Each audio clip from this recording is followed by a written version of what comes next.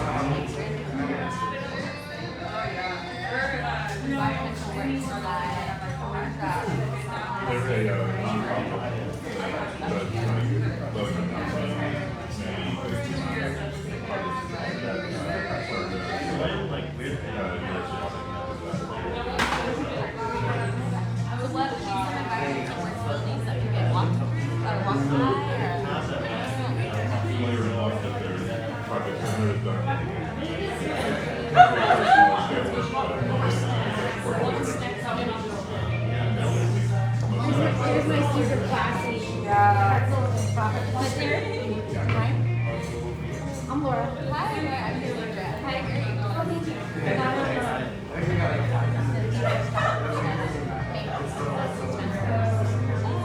really nice.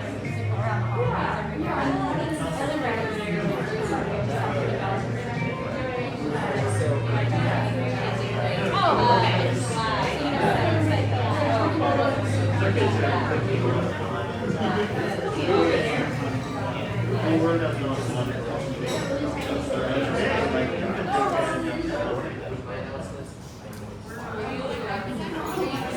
I do tweeting about housing at the policy.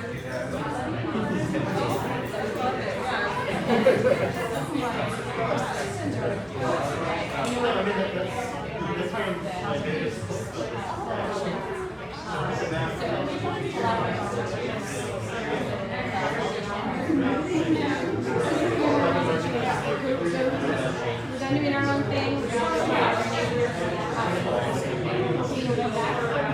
Right now, it's kind of like.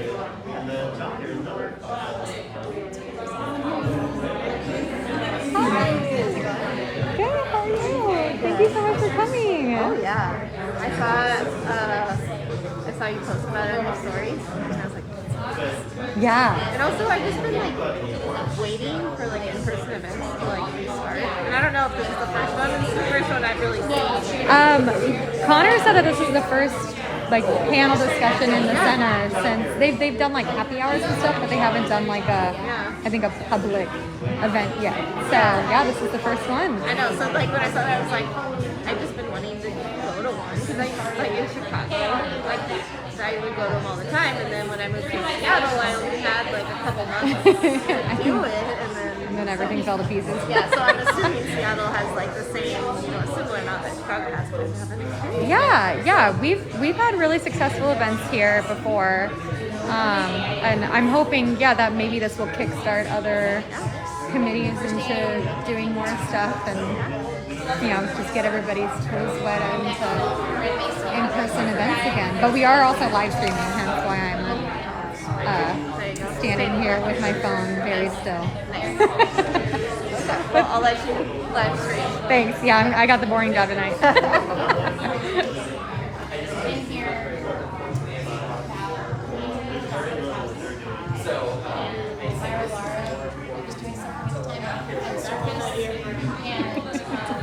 Phil was here.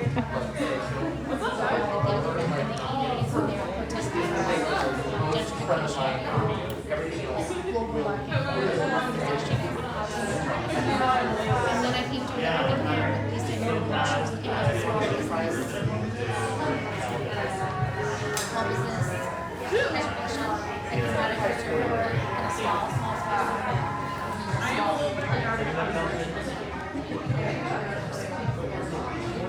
a new building, and even protect the house. That's the other part of stretch. I have good memories. Like they always, I always remember. What's your next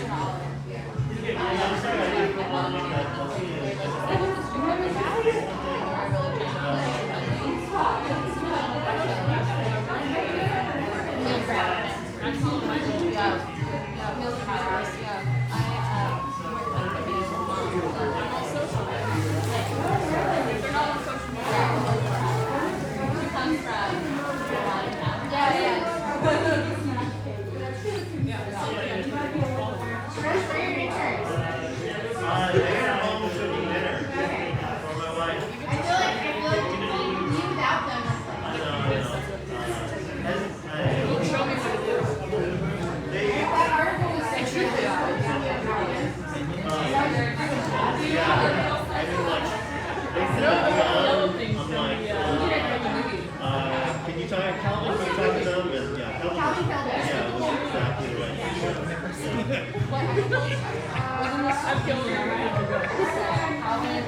Think about it. Make sure that I can't go in. Yeah.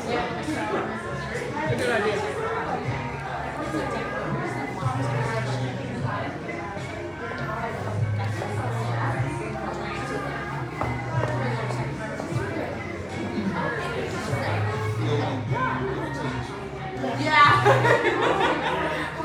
That's real.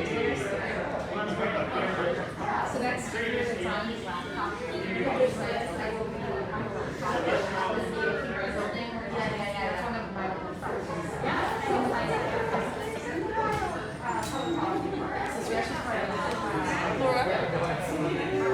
Yeah. guys are killing it. Thank you. You ready? Well, I wanted to start it at 5:30, just so people didn't think that. That's a Yeah. good call.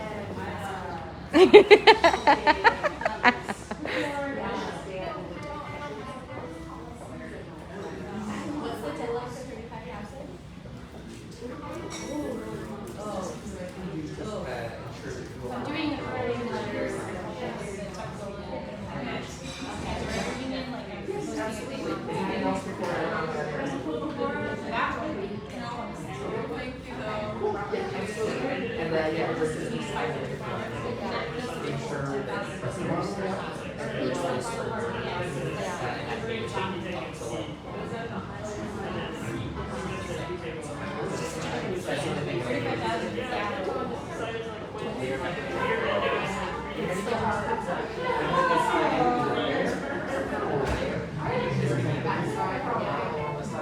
Oh, you're good. Yeah, it is, but you can cross. Yeah. VIP. Sure. There are circumstances where you can jump to the front of the line. Yeah. Totally fine. I'm from Santa Monica.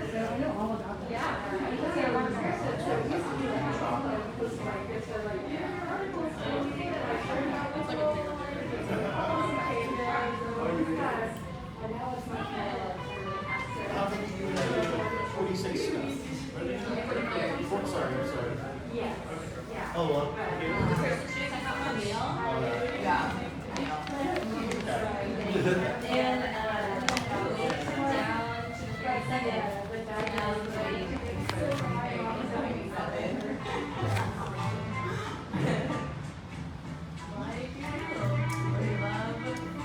Anything I can do to help make sure you are comfortable and well I'm equipped great. here? Yeah. Are you sure? Yes. Okay. Thank all right, you so cool. much. Do you want a chair?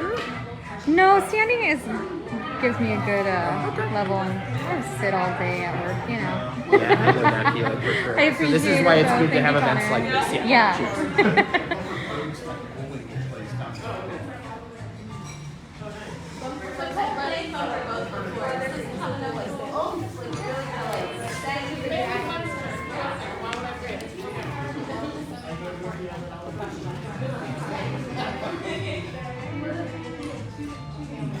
younger short person in 1,000 different things. Kid casino park. What tickets for regular now? You get a Smarties. Actually, no, I can't.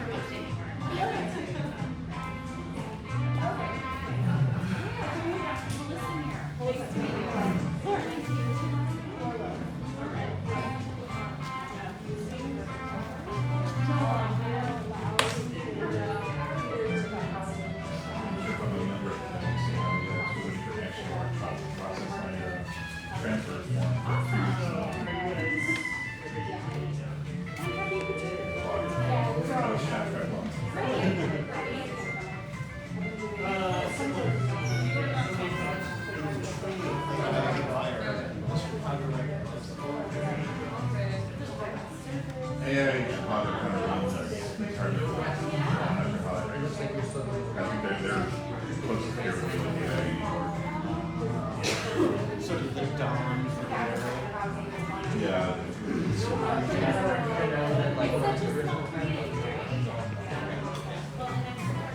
Hi, thanks for coming. Of course.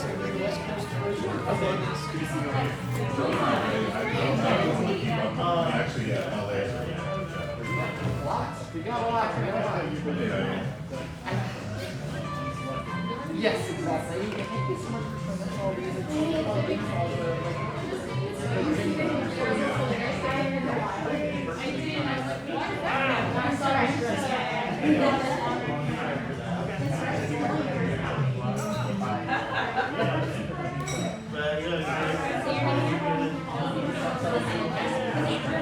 You're Laura? Yeah.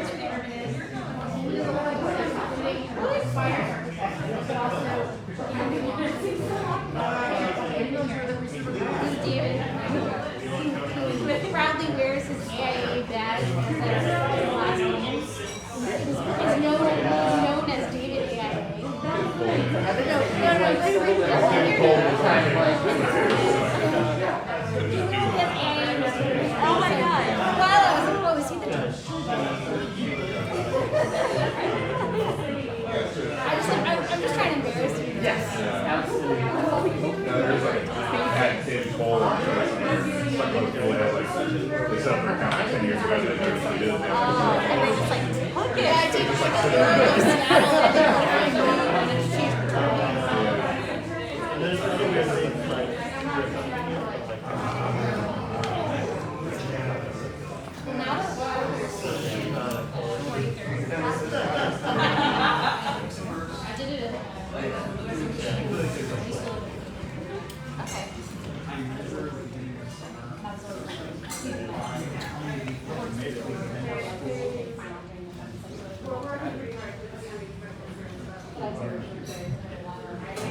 Alright, greetings everybody. Thanks so much for being here today.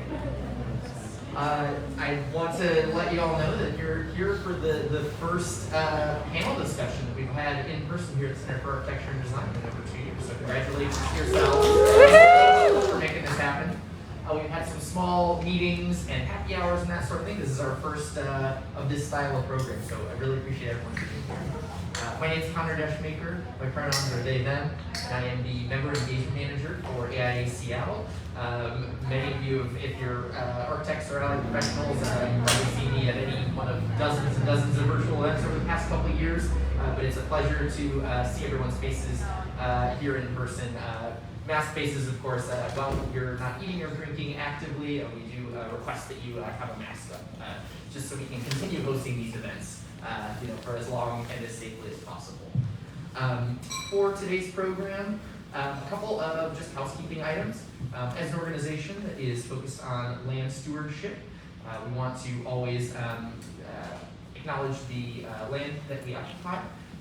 Where we're in today in central Seattle, we're on the unceded lands of various Coast Salish peoples, most locally the Duwamish tribe, who remain federally unrecognized. One acknowledgement is but one part of working to be in right relationship with the indigenous peoples whose lands we're on. As an organization, we contribute monthly to Real Rent Duwamish and encourage everyone who partners with us or hosts events with us or attend our programs to find the ways that are most meaningful for you to work on building that right relationship.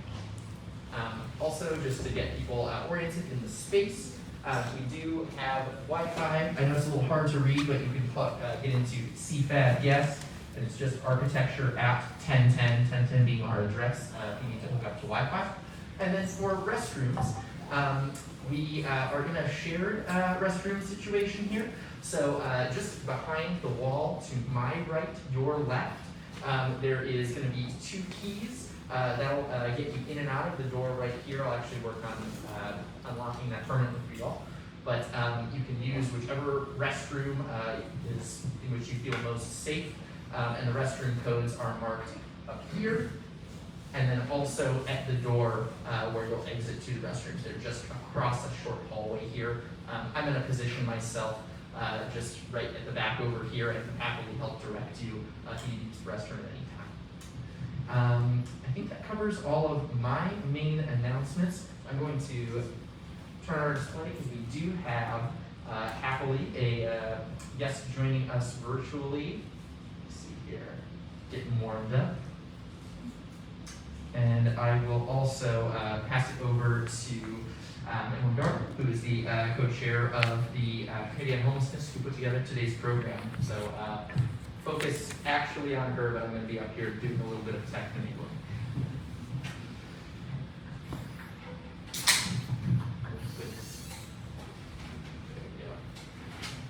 Lots of enabling. Well, thank you, Connor, for that great introduction.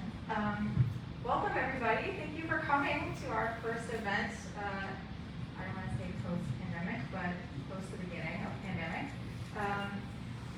So thank you for being here for this collaborative event between the AIA Committee on Homelessness, Real Change, and House Our Neighbors, hosted here at AIA's lovely Center for Design and Architecture.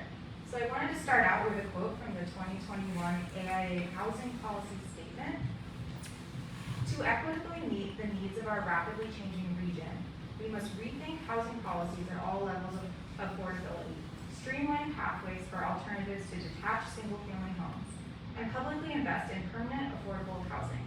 There is no one solution to our housing needs, but instead many strategies that must work together. So light of that, we are here discussing Initiative 135. It's important to note that the AIA does not have a formal position on the initiative at this time, but this event is our opportunity to explore the ins and outs of it and the development model and talk with the experts who wrote it. Unfortunately, I'm having some trouble getting our projector itself to work. Is there a tech bro in the house? It is on, I can say. So I appreciate everyone just bearing with me here. We're going to pause for just a minute here. Suresh, do you want to jump to? I don't know Windows, but Yes. Thanks everyone for your patience. I'm so sorry. We literally used this about 5 minutes ago. Not sure. plug in, plug in. So it's not an issue with the computer, because the projector is literally not showing up here. That's it. That's the only issue. It's on. It's connected. Perhaps.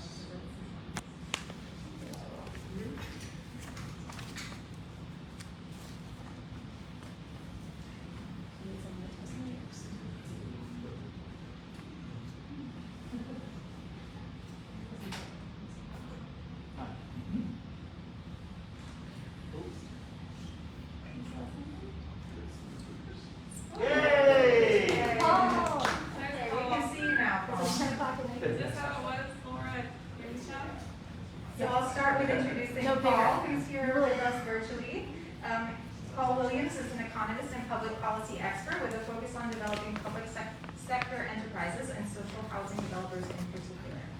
He is currently a fellow for the Jane Family Institute in New York. He previously served on the policy division of the Chicago Department of Housing. And his ties to Seattle, before that he worked on a tax policy for the Economic Opportunity Institute in Seattle.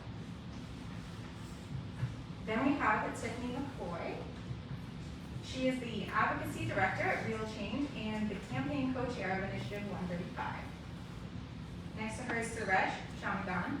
Suresh moved to Seattle in 1999 to work as a software engineer in the tech industry. When he's not writing code or parenting 3 children with his partner, he volunteers with the Tech for Housing, and that's housing.org, to help ensure that the tech boom benefits everyone. And finally, we have Mike Liason, architect, founder of Larch Lab, architect activist with interest in passive house co-ops, Baugruppen, social housing, and walkable car-free bike-friendly places. So I will turn this over to you, Tiffany, to introduce the initiative. Paul, can you hear us? Oh yeah. We do have a cutoff for our panelists in New York, but I think we'll be able to get in questions. We're going to do about an hour of a panel and then incorporate audience questions after that. So think up some good ones.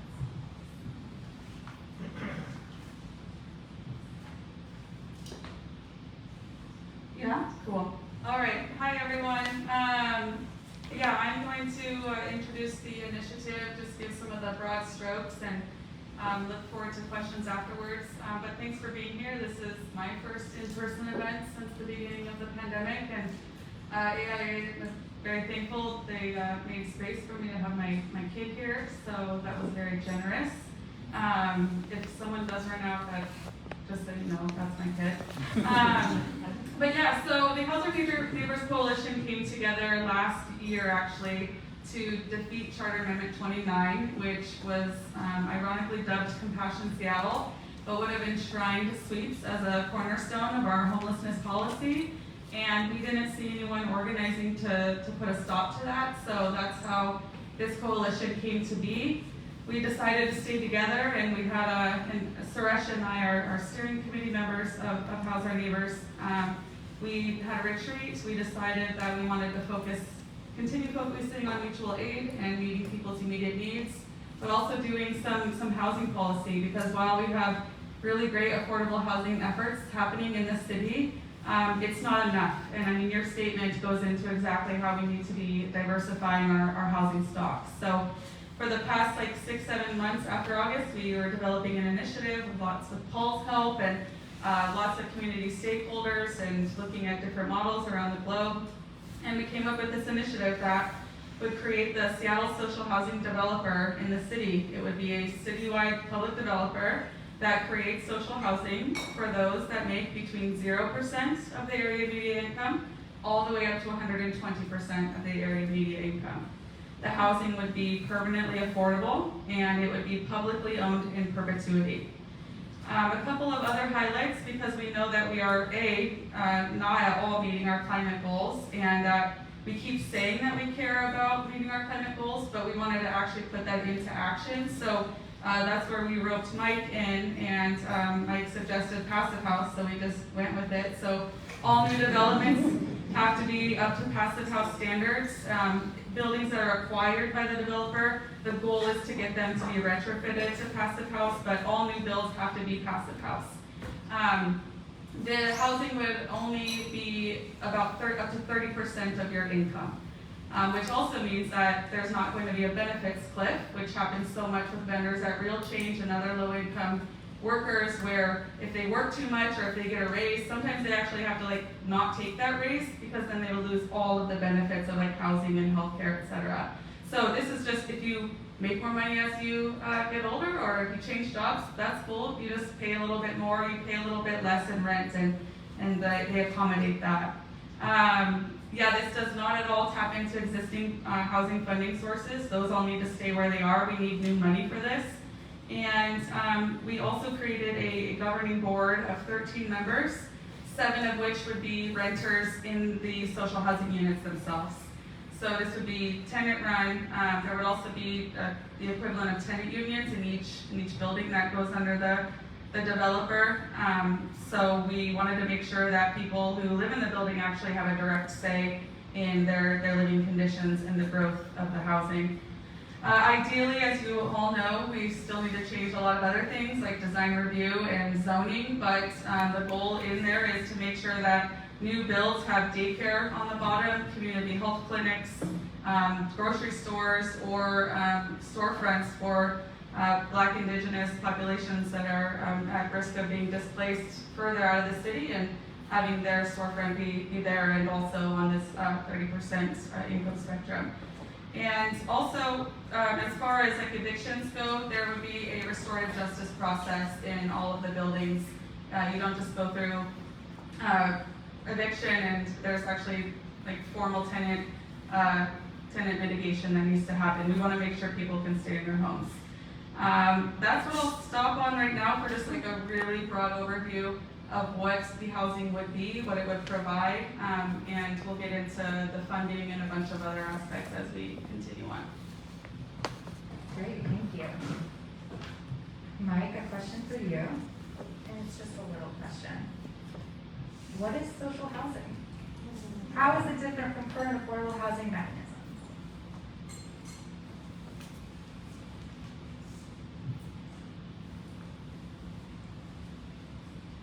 Yeah, so this is just the, can you hear me? Oh, yes. Okay, so social housing, there's a couple of different definitions. It can be very broad, it can be very narrow.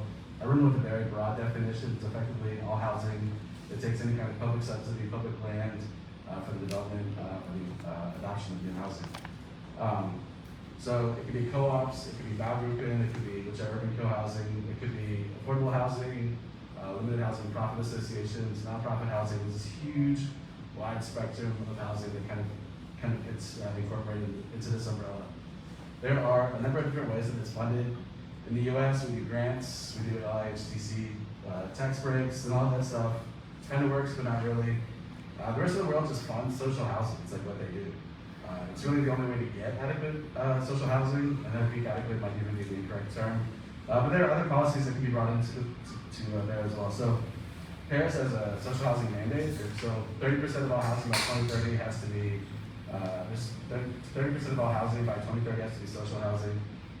The city of Zurich also has the social housing policy that's driven by mandate. It's 25% of all housing, I think by 2030 as well, has to be cooperatives. Certain cities have different regimes. So most of Europe is more of a nonprofit housing provider regime. Most of Switzerland is more cooperative driven, and there's some really wonderful projects there. So, and the other thing that I really love about all of these projects is there's a lot of innovation that's happening in social housing here. I would say there's a lot more innovation that's happening here I think there are 2 reasons for this. One is, again, the funding. They're actually just providing money for housing. They're not providing the tax breaks or other weird things that are really about reducing costs, keeping zero-sum arguments, taking smaller and smaller pieces of the pie so that we can spread it broadly. It's more baking more pies, right? So people can have more homes, more places to live. Most of Europe, like I said, Germany, very much heavy on the nonprofit housing providers, and they're doing amazing work. They're doing passive house, they're doing energy plus projects, incorporating a broad mix of units, all electric, things like that. Sorry, I lost my train of thought. Oh, so the other thing that I think is really important to how projects are procured is a big one as well. So it's really difficult in the U.S. to do competitions. It's not really our main mode of operation. In the rest of Europe and much of the world, competitions are how you get projects. And so you'd have a design competition, there's a board. A lot of times there are architects, local politicians, limited housing profit association board members on the board of that. There'll be several projects submitted, and they really take the best one. It's an option, or it's an opportunity to really drive innovation, but also an opportunity to really drive moving beyond mandates. So you can come in and say, look, our baseline is passive house. If you want this project, you should probably figure out a way to beat it, right? So the development team, architect, building contractor, whatever, will come in and say, look, okay, this is what we can do to kind of gain the points to win the system, right? In the US, everything is kind of RFP driven. It's the same old firms doing the same old work. They do it really well, right? But there's no innovation. So Vienna, the boss level of social housing, it's funny. I think it's like 3 years ago, last month, I gave a talk here. Laura, you were here, I think, on social housing in Vienna. It's really the model that I think we should be copying, and 135 is kind of in the same guise. So in Vienna, 2/3 of the residents live in social housing. It's high quality, it's affordable, it's beautiful, it's walkable, it's dense. Vienna has very active land policies that also plays a huge role. They incorporate all their amenities into the projects, right? So schools, daycare, grocery stores, kindergartens, doctors, everything you need to live within a normal low carbon life is incorporated into the developments. The way that they fund it, again, it's through low interest state construction loans and subsidies. The other great thing about social housing in Vienna is when you make more income, like 135, you're not going to get pushed out into the street. So it's this method of keeping residents in the social housing long term. There's some solidarity aspects of it as well. How are we doing on time? Good. Wrap up? Okay.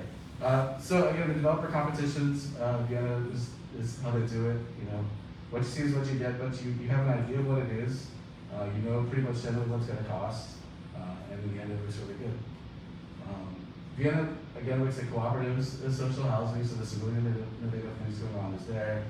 And they're also looking at urban co-housing, utilizing public subsidies, public land, to make these places where people can live in perpetuity, affordably, and do all kind of the next stuff. The amenities in Vienna are also probably beyond anything anyone's ever seen in other countries. Many of them also have saunas, which completely blows my mind.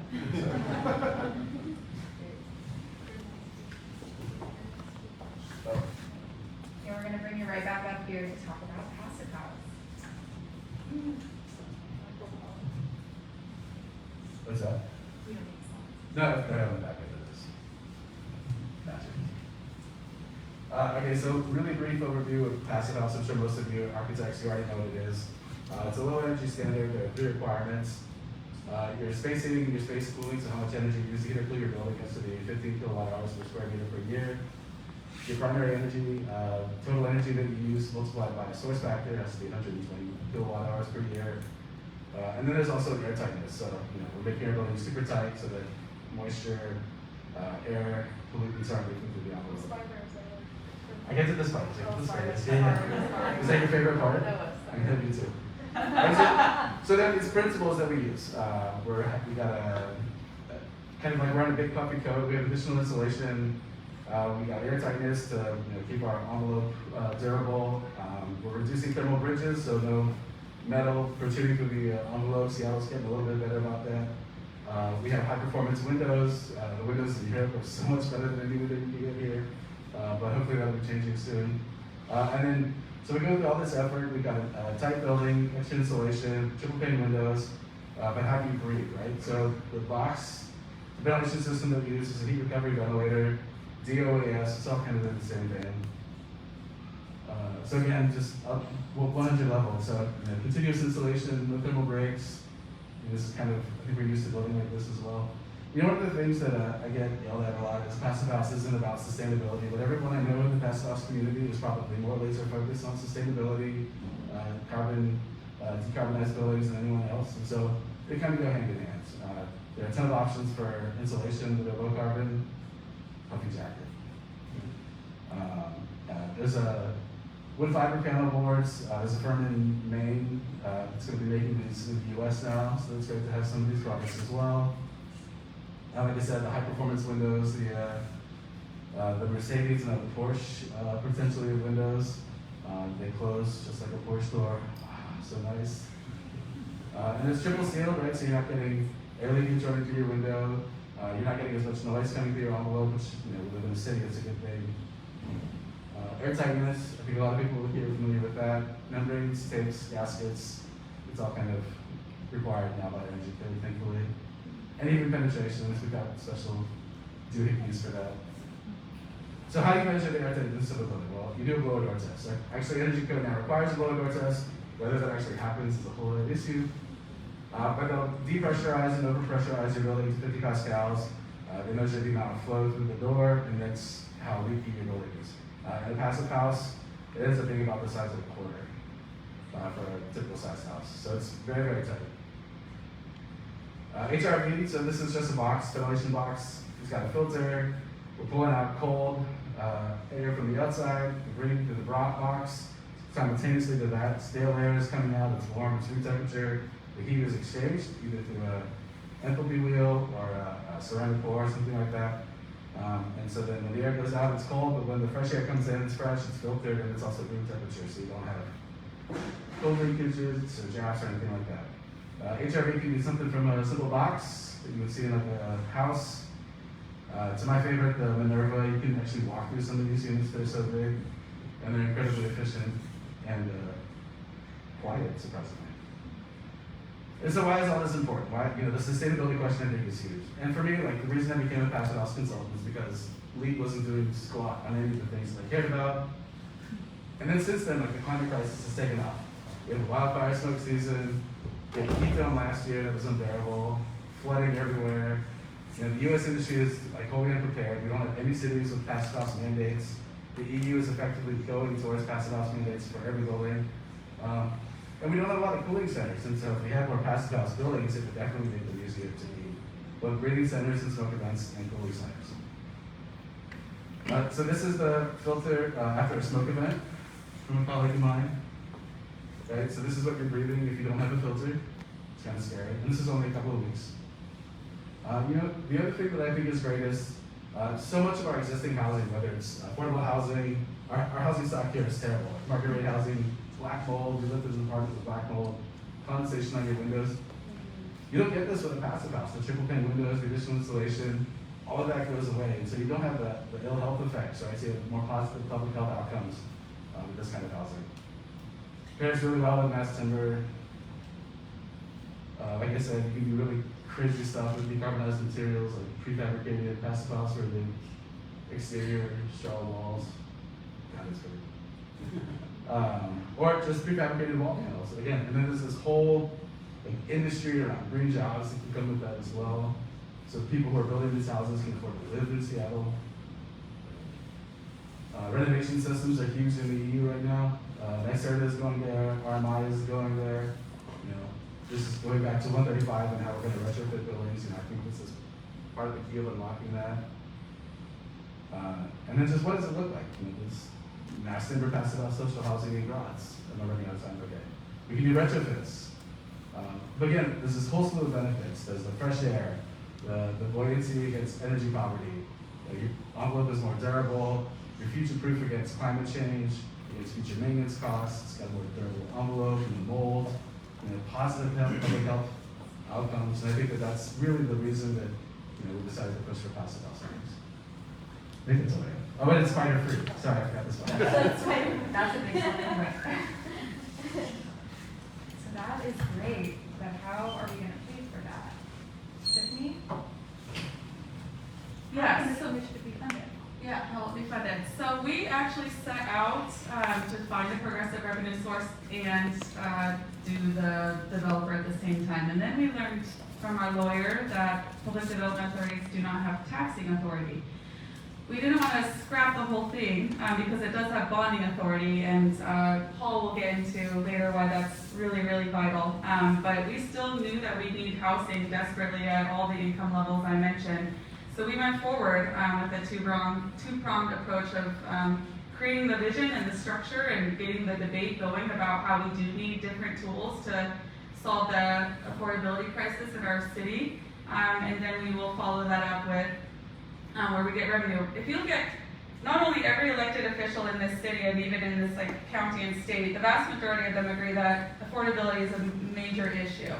So they all already agree with this theoretically. And second, any poll that goes out to the citizens of this county or this city, what are the top two issues year after year? It's homelessness and it's housing affordability. So we know that there is desire in the population for something else. So we are going to put forward this initiative and then in the fall work with Councilmember Morales' office for a budget allocation for this on the long term. But we want to find a new progressive revenue source. We live in one of the wealthiest countries in the entire world. There's no lack of resources, there's just been a lack of will. And tying that directly into this need is what we'll do. So if we are unsuccessful at the city council level, if we're unsuccessful at the state level, even though we do have Representative Frank Chalk as an endorser, we will go to the voters in 2023 with an idea. So we're deeply committed to that. But I'm gonna actually give it over to Suresh to talk more about this a bit. Sure. I have some hastily assembled photos, screen snapshots. Okay. Let's see here. I don't know how to. There's. Technology. Okay. So I want to talk a little bit about taxes because when we talk about money, possibly that money is coming from taxes. This is a graph of what the tax burden used to be in, I think, the 1960s across America. A progressive tax structure. So people who earned a lot of money would pay a large percentage of their income in taxes, and people who are earning less money would pay a lower percentage of their income in taxes. And I think there's general agreement here in the city and probably throughout the U.S. that that's a pretty fair way to tax our public services. But since, say, 1980, there has been a steady erosion of this framework. We now have, after Donald Trump passed a big tax cut in 2017 or 2018, 1.7 trillion tax cut for some of the wealthiest Americans. We now have this situation here where billionaires actually pay a lower tax rate than everyone else in this country, which is pretty horrific. And, oh, here's a graph. Here's an animation of that. This comes from the New York Times, how our tax system has worked, has changed, evolved over the last 40 years, pretty horrifying. So you might ask, why didn't Trump and the Republican Party go further? Why didn't they just like go all out, have the wealthiest folks pay just tiny amounts, and have people with the lowest incomes pay really high percentage of their income in taxes? And you're probably thinking they're not that evil, but there is a place that has this tax system. Washington Seattle. State. This is the chart of Washington State's local tax system. And actually Seattle is a couple of percentage points worse than this. We have the most aggressive tax system in the country because we're dependent on sales taxes and property taxes, which renters effectively indirectly pay their landlords' property taxes. And let's see here. And that tax burden falls disproportionately on our black residents. Black households in Seattle earn have a median income of about 40,000, whereas white households have a median income of about 100,000. And this system benefits benefits our wealthiest corporations. So this is actually a flyer that Sound Transit, a public agency, put out as they were attempting to hire a CEO. And right up at the top, they say no state income tax. So they're saying, hey, this salary we're offering you is actually worth more. When Amazon hires someone who just graduated from Stanford with a PhD in computational linguistics to come to Seattle and make Alexa understand your voice better, that person is more likely to take that offer at the compensation level that Amazon is offering because they know the absence of an income tax makes that offer worth more. Our regressive tax system subsidizes the payrolls of the wealthiest corporations in Seattle. Now the good news on that is Councilmember Mosqueda led a very broad coalition in the city council, passed 7-2, Jumpstart. Jumpstart is a payroll tax. It is effectively a progressive income tax paid for by the employer instead of the employee. And in its first year, this is actually outdated, this came in probably in February. Jumpstart brought in $270 million last year in its first year in operation, 50 million more than it was projected to, and 2/3 of that money goes to affordable housing. We are we now have an opportunity to greatly expand funding for affordable housing in the city, thanks to Jumpstart and other forms of progressive taxation. Just want to make a few other notes. We have a very, very wide income gap in Seattle. The top 20% earn on average about $350,000 a year. The bottom 20% about $18,000 a year. I did the math. If the top 20% pay the same tax rate, local, so city, county, state tax rate as the bottom 20%, that's an extra $2 billion a year in city, county, and state revenues that we are losing out on. It's just a subsidy to the biggest corporations in this country, in the state. Last note I'll make on this, the GDP of the Seattle metro area has grown dramatically over the last 15 years as Seattle's tech industry has boomed. It is now about $380 billion a year. That's larger than the country Denmark, larger than the country Singapore, where 80% of people live in social housing, larger than the country Ireland. Yeah, I think that's it. Yeah, I'll leave you with that. Well, let's turn to the economist. All right, Paul, you're Hello, everyone. Can you hear me? Yeah. Yes. Okay, great. So the financing question on social housing is an interesting one in the U.S. context. There was some conversation earlier from Mike about ways that other countries finance their social housing and the way they kind of design institutions that finance social housing. In the United States, just as a little bit of background, the housing that we subsidize mostly comes from one of two pots of money. One of those pots is the HUD public housing program, so Section 8 and Section 9. And the other, which actually does the vast majority of the production of subsidized housing in the U.S. today, is the low-income housing tax credit. So those programs are obviously designed for very specific purposes, and they have difficulties, both politically with maintaining funding and difficulties with inefficiencies in the way the program is designed. There is, however, a really innovative housing authority in Montgomery County, Maryland, just outside of Washington, D.C., that has come up with some really interesting ways to finance its own publicly owned mixed income housing that it has been building for the past several years. So essentially the way to think about it is what they do is they go out and get a loan, like any other housing developer goes out and gets a loan to cover a portion of their total project costs when they're going to build a building. For a private developer, typically what happens, obviously you don't get a loan to cover 100% of project costs, although in Finland and Vienna cost from a public lender. But in the United States, you get a loan for a portion of your project cost, and then you have to find something to fill the remaining gap. For affordable housing, the low-income housing tax credit is that gap financing. You sell the tax credits and get equity and close the gap. For a private developer, that typically means finding private investors, private equity, who are going to cover your financing gap on your project.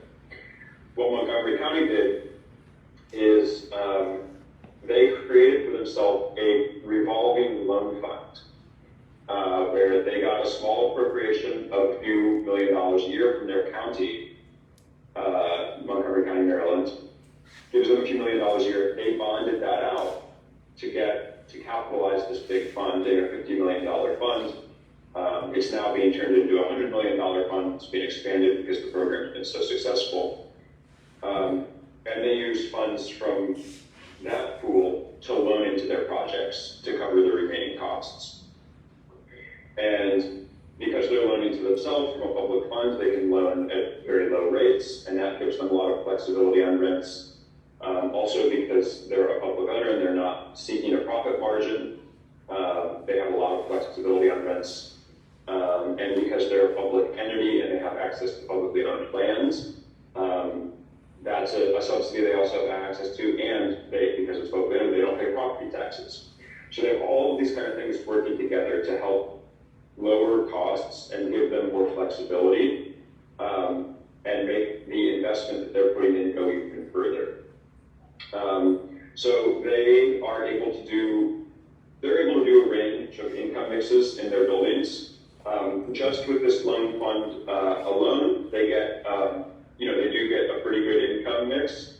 But additional funds, as Mike was saying earlier, in a lot of these other countries, there's significant upfront capital funding as well that helps lower the rents even further.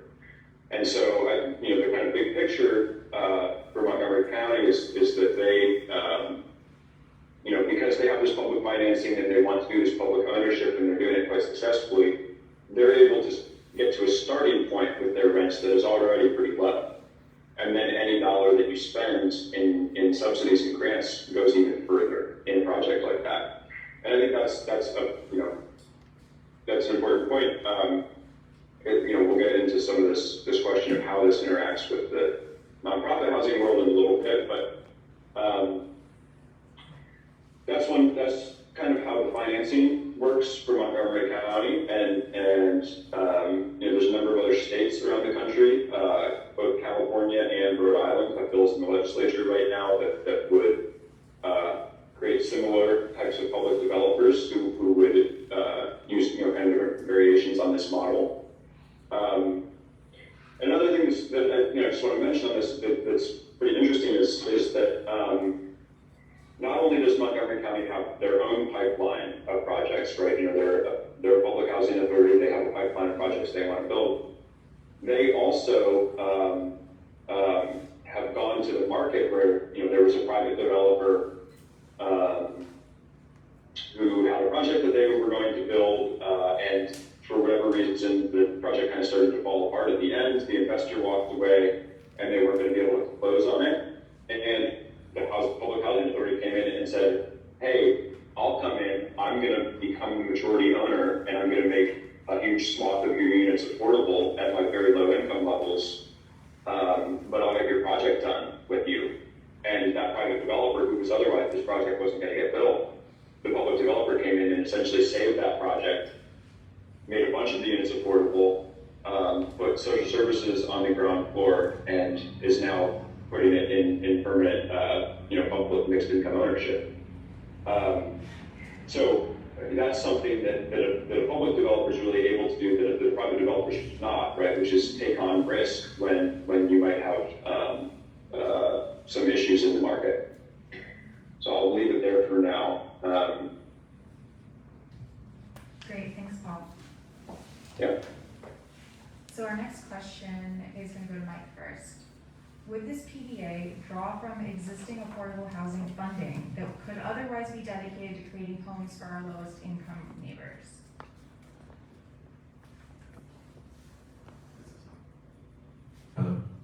So, I thought Paul was going to answer most of this. I can talk a little bit too about the ecosystem of social housing though. So, so many of those countries that I was briefly talking about earlier have a very broad and diverse ecosystem when it comes to social housing. There'll be state-owned entities, there'll be city-owned entities, there'll be cooperatives that are owned potentially by the state or the city, or just it's like a publicly owned cooperative.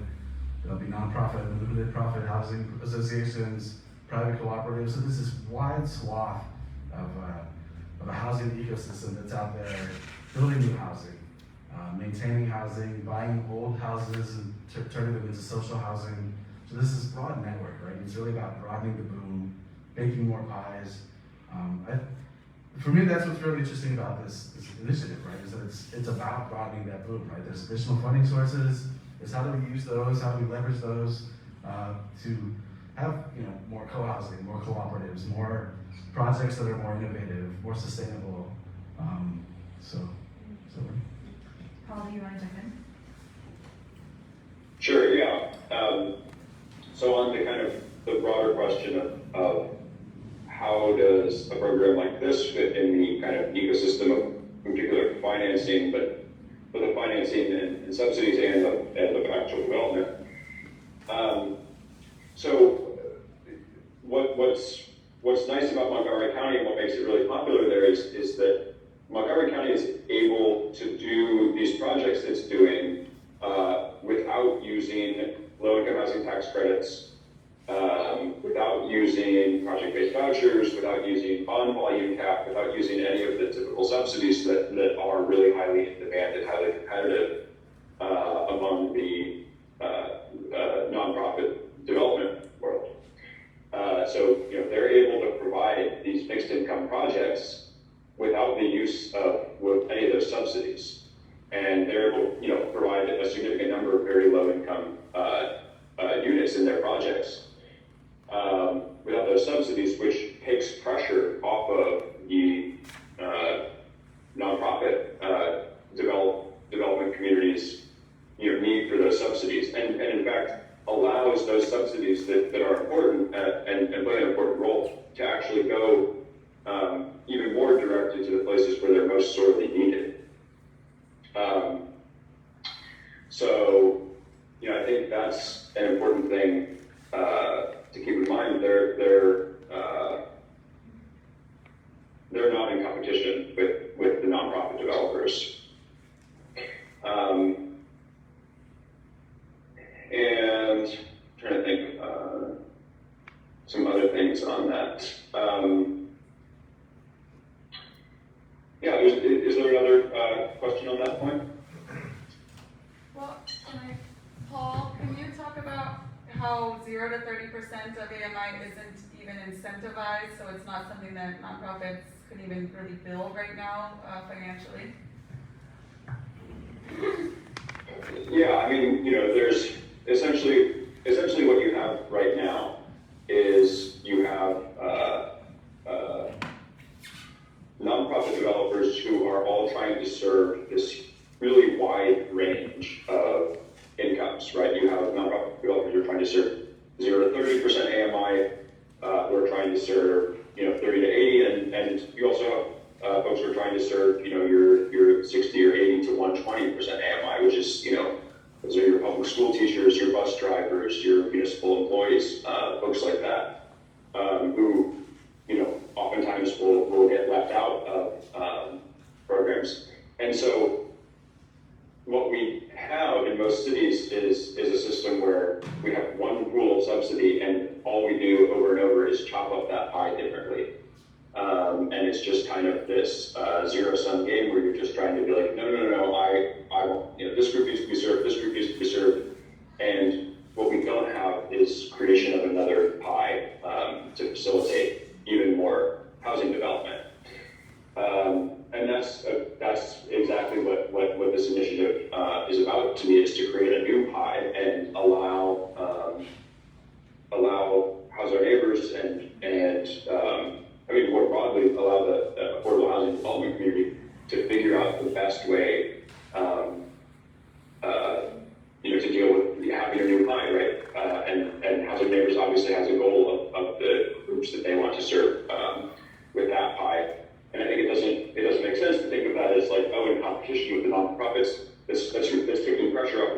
costs and giving them more room to do what it is they want to do.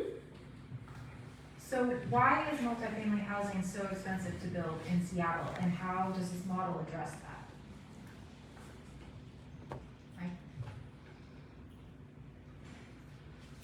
So I think this is an important question, and I think that there are a lot of people in this room who are also in conversations to tackle this at a broader level. There are a whole slew of issues that we can talk about. Like design review, the entitlement process takes ridiculous amounts of time. I was working in Germany before I came back to the US, and it was easier to get a permit for a rehab of a listed historic 400-year-old building than it was to get a small permit for a small project. So we have this whole entitlement process that needs to be addressed. It is being addressed at some level. AIA in Seattle and the mayor are involved in that. Our zoning is also pretty horrendous. Most of the city doesn't allow multifamily housing, right? And then we kind of cram it into these narrow swaths. It increases development pressure on areas that already have housing. It pushes up the land costs, and so there's this cyclical aspect to the construction finance works in that as well. Another big one is we don't have development cooperative banks to the degree that other countries do. There is a cooperative bank that will fund co-ops in the US, but their terms are absolutely ridiculous, and the only people who do it are wealthy white people who want to live in some suburban cooperative. With all of these going on, there's also the issue of construction costs, labor costs, productivity. We all know that productivity in the construction industry has been flat for decades. Katera was supposed to solve that. Katera didn't solve that. I will note that the city of Vienna was able to keep their construction costs for social housing under $100 a square foot up until it was about 10 or 15 years ago, across a wide array of their social housing ecosystem with standardized details. So everybody came together and said, look, this is the cheapest way to build. This is going to be our typical detail. Everyone knows how to do it. And so they were really effective at controlling costs that way. We don't really have a good prefabrication system here in the US yet. The EU is spending a ton of money on prefabrication, circularity, and things of that nature. And so I think part of it is we need to start looking at prefabrication isn't going to solve the cost issue 100%. There are ways that it could solve some of the cost issues, but it's really about turning projects over faster, and then that capital can be reused into other projects in the same amount of time. Paul, are you still with us? I am.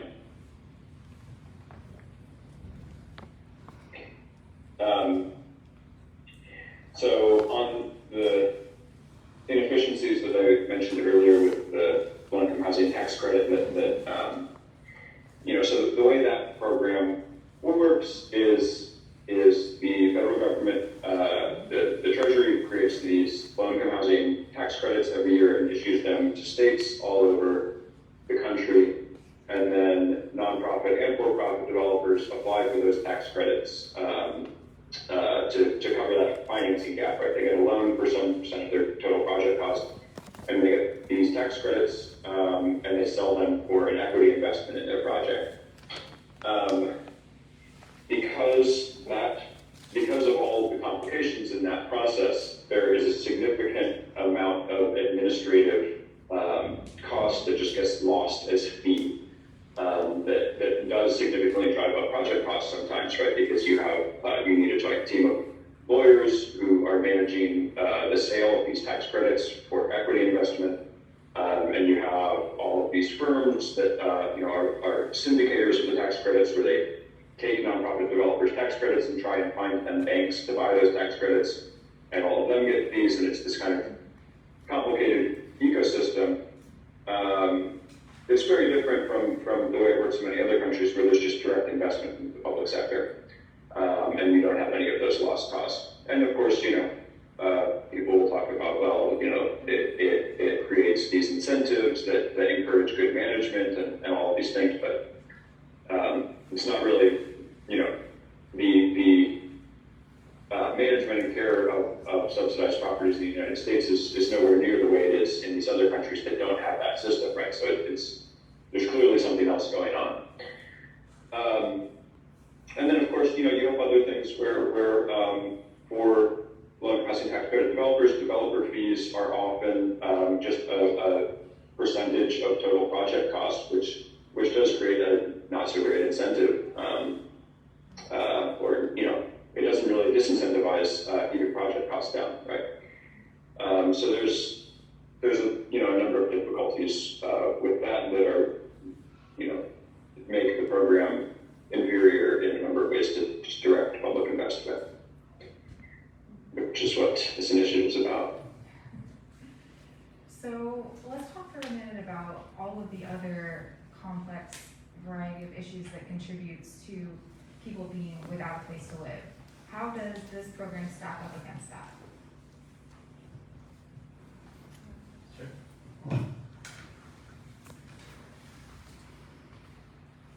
I think it's useful for us to acknowledge and look really deeply at the root causes of homelessness in the U.S. Just to set context for that question. I think here in this city, we talk a lot about addiction and mental health.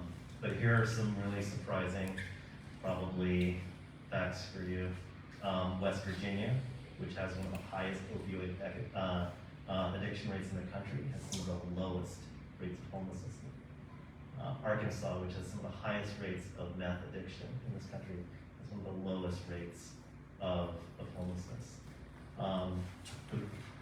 The folks who have studied this very closely, the root cause of homelessness is the lack of housing. I recommend everyone get your hands on a book by University of Washington professor Greg Colburn that goes into detail, very data-oriented detail, about basically, very carefully and analytically proving that our homelessness crisis is just a lack of housing. And so, that's why we at Tech for Housing wholeheartedly endorse social housing in this voter initiative, because it is a direct public investment in just creating more housing for everyone.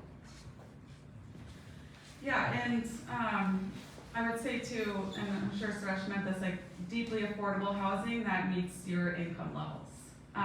We also know that we have a very lacking social safety net, to say it charitably, in this country, and it continues to be chipped away at. I spoke earlier about the benefits cliff. It is so common. Again, I work at Real Change full-time, so work with folks that are currently homeless, formerly homeless, but all very, very low income. And the benefit cliff is so real, and it's about like, oh, I could go take this job, but then I would lose my health insurance, I'd lose SNAP, and I would lose this voucher. And those are the things that we're putting people into the position to think about, as opposed to, oh, I got this new job, now I will be able to meet these needs. It's about what you will be losing, actually. This happens to people every day in the system that we create in the United States. So on top of having no safety net, I would say, like, practically and policy-wise, not just at the city of Seattle, but also at the national level, we have to be honest that we have no plan whatsoever to actually stop the pipeline into homelessness. Once folks enter homelessness, not only is the trauma of being outside and that the mental toll and impact that takes on you, especially if you're swept multiple times with no place to go, like it's horrendous on a human level. It's also incredibly costly just for cities to keep pushing people around when there's literally no place to go. No matter how many dashboards you put together, there will not be more shelters that are produced magically from a dashboard. So we don't have besides like subsidizing the private rental market through rapid rehousing or through rent subsidies, which are very, very important, don't get me wrong, that's an important bridge. But what if we lived in a future where all of the rapid rehousing dollars and all of the money that we spent on rent subsidies to private landlords and private companies, all of that is just going directly into a public developer that is providing housing as a public good. Like that's what we want to do in this initiative. It's also a way to put a firm line in the sand against gentrification, because you all know this. Every decision we make at the city level is a choice. It's a choice of who can live here and who cannot live here. And even though we have well-meaning people at different levels of power, we have no plan to stop homelessness. We don't have a plan to truly stop displacement. We have a bunch of studies that are keeping dust on shelves, but we don't have a practical application. So that's what we're hoping to put forward in this initiative, and just strike out boldly with a model that is wildly successful everywhere else in the world. All right, you all were on our final question. Local organizations that have endorsed Initiative I-135 include Puget Sound Sage, Black Action Coalition, 350 Seattle, ACLU WA, Seattle King County NAACP, MLK Labor, Lived Experience Coalition, as well as organizations that work specifically in the homelessness and housing community like El Centro de la Raza, Nicholsville, Share the Cities, Share a Wheel, and Tech for Housing. But other organizations in the affordable housing community have expressed concerns. Does this petition undermine the legitimacy of existing public and nonprofit organizations that are already engaged in this work? Tiffany. Yeah, I would say flatly no. It does not. As Paul and Mike and Suresh and I have been talking about, this is complementary. This is a yes and. This is about creating that other pie or whatever, colloquial terms we want to think about. But we have to be honest with ourselves that every year that goes by that we're not addressing the affordability crisis at scale is another year where more of our neighbors are pushed into homelessness. That's irrefutable. And it's also another year where our Black, Indigenous, Brown, and low-income communities are priced out of the city, having to travel 30 to 60 minutes each way, and then get home at night and hopefully be able to spend time with their families or take care of themselves or do whatever they want to do. Like, these are the choices that we are making as a city. And we also need to be honest with ourselves, and the nonprofit sector specifically does too. But what we've learned tonight just from like the low-income housing tax credit, project-based vouchers, Section 8, Section 9, like those are never ever going to meet the scale of the need, like full stop. And we have to be honest with the public that no amount of money that we put in as a city on the front end is going to produce the housing that we need for that 0 to 120% of the area median income. You can have all the well-meaning people you want in power, you can have Jumpstart, but ultimately, those are all dependent on federal financing, which is onerous, it's restrictive, it creates benefit cliffs, and there's not a lot of protections. I could go on and on. But that's all that we have right now. Those are the only mechanisms we have for funding. And those nonprofits and affordable housing developers need to keep utilizing those funding mechanisms because they are there. But we have to ask ourselves if we're satisfied relying on the federal government to ultimately meet our housing needs. And the answer for me is like an overwhelming no, and I would just have you all answer that for yourself too. And I'll give it to Suresh. Sure. Housing Development Consortium has issued a statement opposing this initiative. Tech for Housing was a 501c3 nonprofit under the fiscal sponsorship of HDC for about a year and a half. We have a deep respect for what HDC and its members do. We helped Bellwether Housing, which is one of the largest operators of affordable housing. They're a strong member of HDC, raised $9 million through an innovative crowdsourcing model from tech workers to build two new buildings, one in Seattle and one in Tooele. But the scale of the problem, the affordability crisis we have here in Seattle, has grown far beyond HDC's mission and its members' mission. The reality is, the cold hard reality is that Seattle is unaffordable to pretty much anyone who's not a software engineer. I'm actually not sure what architects are in Seattle, but I would imagine that it is. Seattle is unaffordable to school teachers, architects, people in the building trades, childcare workers, and it's a tax that we all pay twice because if you have a child in the city, infant daycare in downtown Seattle is about $3,000 a month. You are paying your child's childcare provider's housing costs. We cannot function as a city without a massively increased scale of housing production that is publicly owned. Great respect for what HTC does. We need to increase the level of funding for what they do 10x, and we have, as I was showing the slides before, we have the wealth in the city to do that. And we need to add to that, we need to have a new social housing, publicly owned and permanently affordable program for everyone. Well, thank you all for being here. Before we turn it over to any questions in the audience, Tiffany, can you tell people how they can learn more about this initiative or ask questions? the initiative website is under the coalition name of houseourneighbors.org. We have all social medias. We do have Facebook, thanks to Laura, low in the back. So yeah, you can find us there. I can also happily give out contact information, but everything is there. We're out across the city every day and weekend gathering signatures to turn in on the 20th. And we will meet that goal and get this on the November ballot, and just want to keep these discussions going. So thank you for the time, and looking forward to further questions that you might have.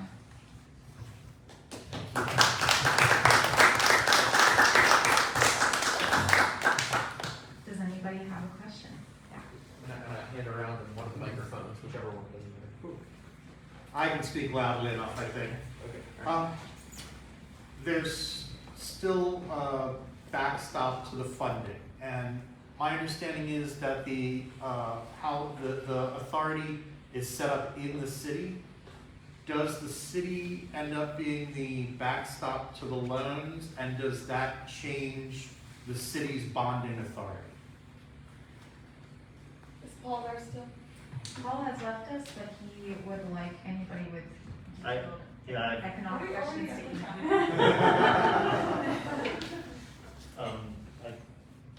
Yeah. You're gonna read us. Go for it. Yeah, Great. there is a clause in the PDA's charter that states it is its own financial entity. It is its own financial entity? Yeah. Okay. Authority and limit of liability. All liability, this is Article 3, Section 2, all liabilities incurred by the public developer shall be satisfied exclusively from the assets and properties of the public developer, and no creditor or other person shall have any right of action against the city of Seattle on account of any debts, obligations, or liabilities of the public developer. Right on. Good stuff. Any other questions? I was actually raised in I was born in Houston, Texas, so social housing isn't actually the most foreign idea to me, just based off of people that I've been raised around. But you made a point earlier, I actually totally agree, and I with the initiative obviously, but you made a point about willpower as far as like people being willing to actually take part in the initiative and to actually push it forward. I think that's sort of the untapped issue, but the biggest is that when you have words like social housing, it can seem very inflammatory maybe to people here in Seattle who are used to seeing an image of the opposite. What are some of the pitfalls that you may foresee if this can't even get the willpower of the people behind it? How do you think that it would go as far as point just legislatively or even just behind the scenes, period?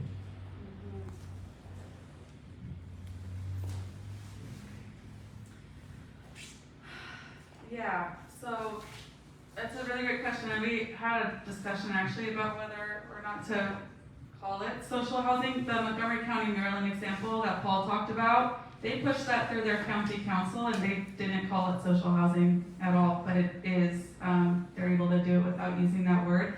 We wanted to own that word. You were part of that discussion. That was a long time ago. Yeah, it was. But we wanted to just own that word and put it out there. We also wanted to make sure that we were differentiating ourselves enough from current affordable housing mechanisms. So that's why we also used it, because they serve two very important purposes that do differ.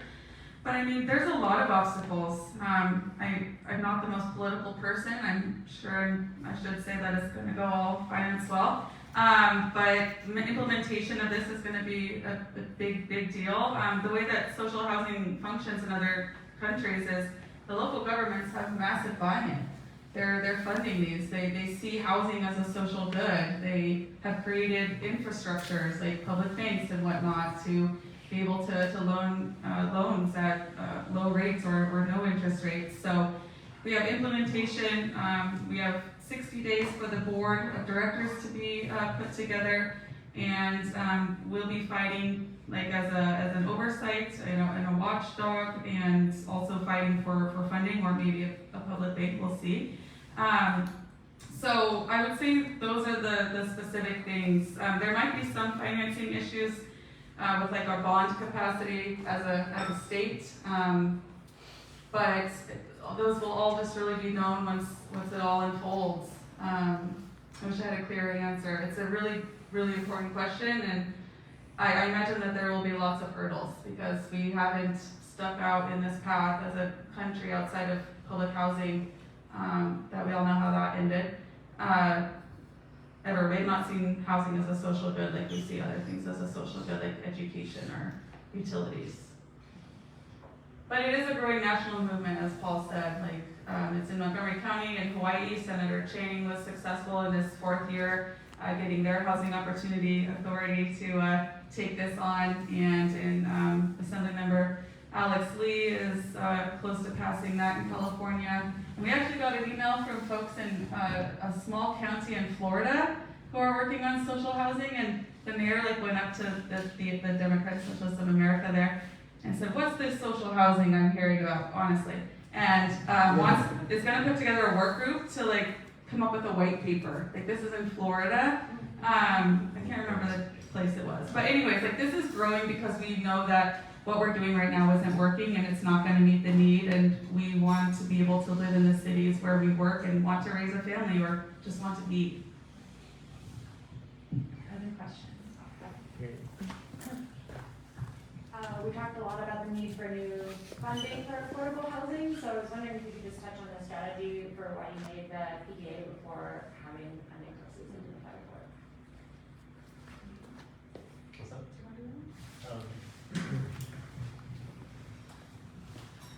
Yeah, so this effort that the House Our Neighbors Coalition has been leading started with probably, I would say, 6 months of deep research into progressive revenue sources. And ultimately, we ran into some of the very complex legal challenges of doing something with the voter initiative. There is a prohibition against having 2 unrelated things on a single voter initiative. And then a restriction on giving taxing authority to a public development authority. Those 2 constraints in combination made it really difficult, I think, to have a single voter initiative that both had funding and created the public developer at the same time.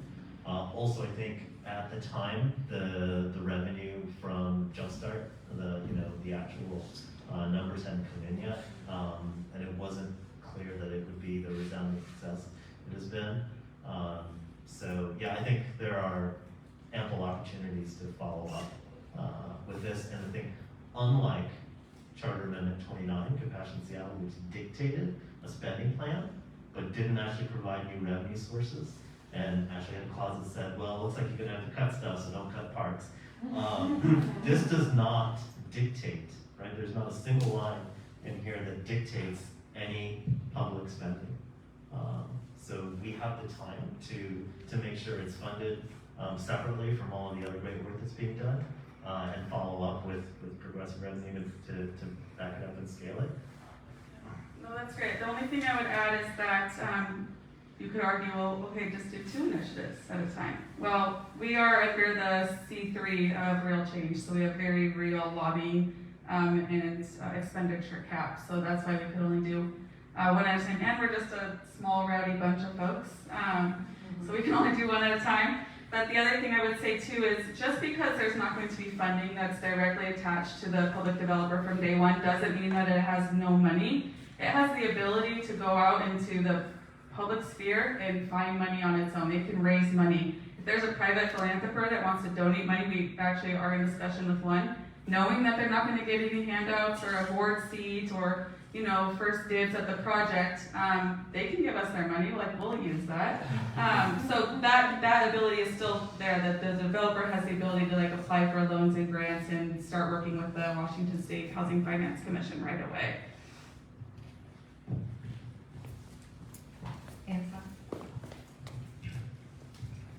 Thanks for coming out tonight. As Emily mentioned at the outset, the AIA has not formally endorsed initiative, but it'd be great if we could get there. If past history is any indication, we'll probably support the initiative like 3 months after the votes are all counted. But it'd be great if we could be ahead of the curve on this one, or at least like mildly in the middle of the curve. So I was just kind of hoping that you guys could all like maybe give like the full-throated argument for like why this initiative is good for architects. And it seems like that the public developer will be working with architects, and that the jobs will be for like passive house buildings. But it'd be great if we could get that like sort of on record, force the AIA's hand.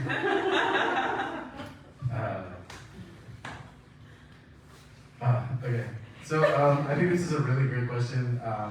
I would say the full-throated response is we need housing, right? We need a broad array of housing. We need new sources of funding. We need housing that's going to be sustainable. It's going to be climate resilient, climate adaptive. I think this initiative gets there. Let's see. Sorry, I wasn't expecting this one. So. But how is it good for?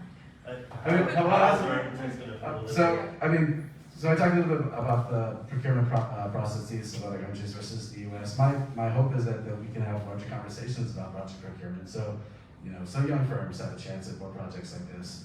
So there can be more innovation. I think that requiring passive house is great. It's putting it out there, saying that this is what our minimum standard should be. We're kind of raising the bar for the whole city as well. It kind of my thinking is that it jumpstarts other firms to, okay, look, we're already doing some stuff that's kind of green. Now how do we take it up a notch so we can compete with those people, right? And so it's kickstarting some of those conversations. Of course, there's the opportunity for potentially more work. So as an architect, we need work. It's going to be counter-cyclical, so if we end up going into a recession here in the next couple of months, which all signs are kind of pointing towards, right? If this program was in place, there would be funding that would be able to provide projects, provide strong jobs all through that downturn.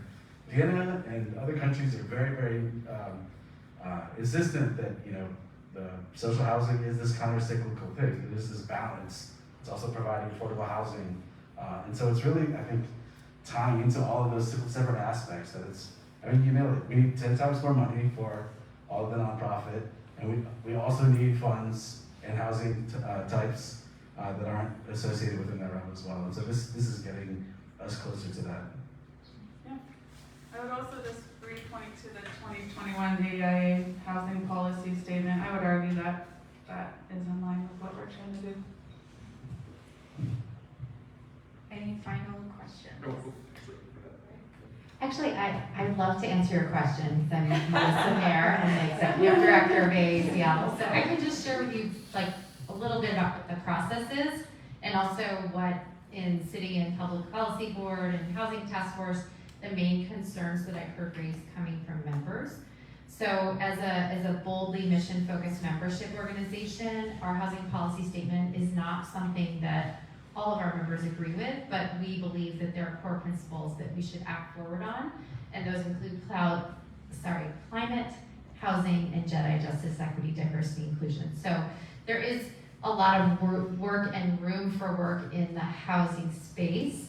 That said, what it would take to get a ballot initiative approved, like endorsed before it even came to the ballot, would be probably a time-consuming process, because our public policy board would have to fully vet it and recommend it to the board of directors, who would then have to consider it. And just like looking at our timing for when board meets and what's on our calendar, we are not quite that nimble for the time frame. I would say, as far as like what could be an obstacle that would be really important to overcome in the questions that have come forward, first of all, would be why a new entity? Why are we focusing on demanding more of the structures in place? And the second thing that I've heard coming forward is a question about the funding, and thinking about what the operational budget of the city is. Solving that funding piece is a question that's broadly representative among many members who have put it forward. And I think Co has done a great job of intentionally bringing some of those questions about the initiative into this space, which is great. So I hope that that helps the process and what potential obstacles could be. Other questions? actually go back to add a little bit more to what you brought up. When we're going out and asking for folks to sign, there are not renters that are saying, I'm good. I know I'm gonna be here in 5 years. Don't need that. I mean, maybe if you're working like in the tech industry. No, I've had someone walk up to me and say, I'm a technical product manager, which is kind of title that only Amazon and Google use. And I can't afford to live here. Where will I sign?